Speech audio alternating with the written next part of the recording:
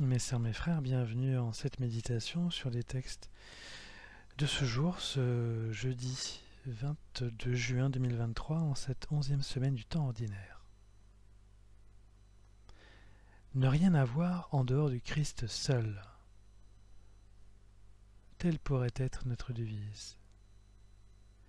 Et l'apôtre Paul, justement, se justifie de cette manière en s'adressant aux habitants de Corinthe. La communauté n'allait pas bien, car elle avait accueilli de faux prophètes qui annonçaient des choses bien différentes que l'évangile que Paul avait auparavant prêché. Il arrivait d'ailleurs que fréquemment, ces faux prophètes demandent de l'argent, d'être accueillis et hébergés avec beaucoup d'égards.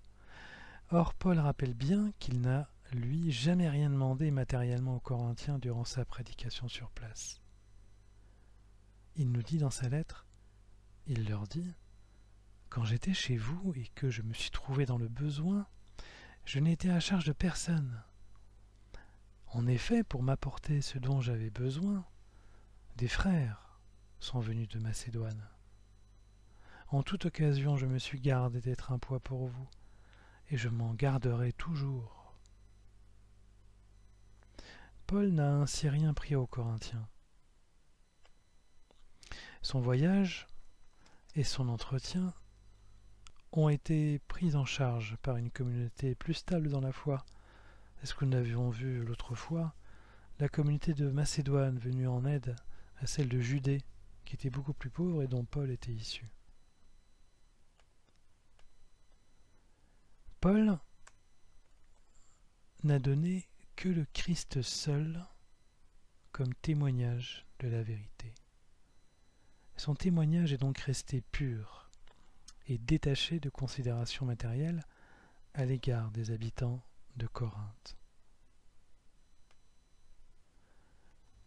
Avec son humilité habituelle, Paul reconnaît, dit-il, qu'il ne vaut peut-être pas grand-chose pour les discours, mais pour la connaissance de Dieu, c'est différent. Pour cette raison, et avec un humour sarcastique, il se sent, dit-il, inférieur en rien à tous ces super apôtres, qui ne font que mentir et vivre au crochet de la communauté de Corinthe. Car au fond de lui, Paul sait qu'il n'a fait que présenter le Christ, et que le Christ seul. Le kérygme, c'est-à-dire la proclamation de la foi, le kérygme que tout missionnaire doit proclamer est en effet très succinct. À savoir que le Christ Messie est ressuscité des morts, qu'en cela il nous relève en nous enlevant tout péché, que pour être purifiés, nous devons croire en lui. La proclamation de Jean 3,16 pourrait même être encore plus synthétique. La vérité nue ne tient ainsi qu'en ces quelques mots, comme le dit aussi Pierre, l'apôtre, dans sa première prédication dans les Actes. Tout ce qui est dit de surcroît est soit superflu, soit faux. D'ailleurs, cette simplicité de l'annonce de la bonne nouvelle est fondée elle-même sur la simplicité que nous pouvons avoir dans notre relation à Dieu, comme nous le dit Jésus lui-même dans l'Évangile de ce jour, lorsqu'il dit « Lorsque vous priez, ne rabâchez pas comme les païens. » Il s'imagine qu'à force de paroles, ils seront exaucés. Ne les imitez donc pas, car votre Père sait de quoi vous avez besoin avant même que vous l'ayez demandé. Jésus continue ensuite en prononçant la prière au Père qui est désormais nôtre aujourd'hui. D'ailleurs, du point de vue de Jésus, il s'adressait au Père avec les 3 seules premières demandes. Que ton nom soit sanctifié, que ton règne vienne, que ta volonté soit faite. C'est cela, le cœur absolu de la prière de Jésus, qui a été ensuite augmenté pour les apôtres et pour nous des 4 autres demandes, celle de la réception du pain, du pardon des offenses, de la résistance aux tentations et de la préservation du malin ou du mal. La simplicité d'attitude de Jésus à l'égard du Père était de toujours honorer son nom, de hâter et de travailler à son royaume et d'accepter sa volonté en toutes circonstances. Ce sont les 3 demandes.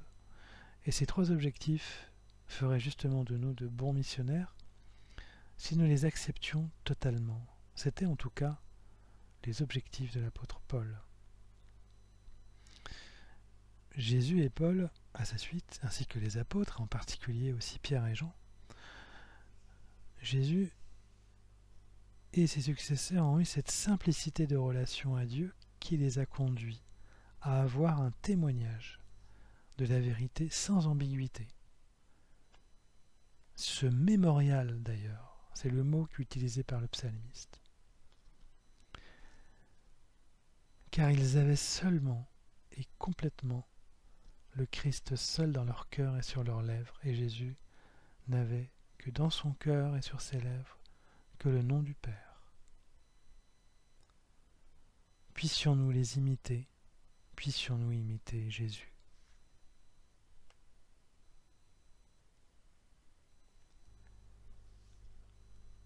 Après cet instant de méditation sur les textes de ce jour, mes sœurs, mes frères, je nous invite à la prière.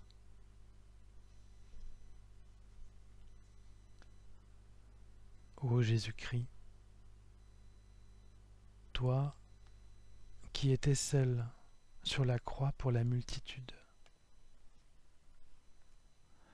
nous demandons de n'avoir que toi seul sur nos lèvres, pour qu'elle publie ta louange à tous.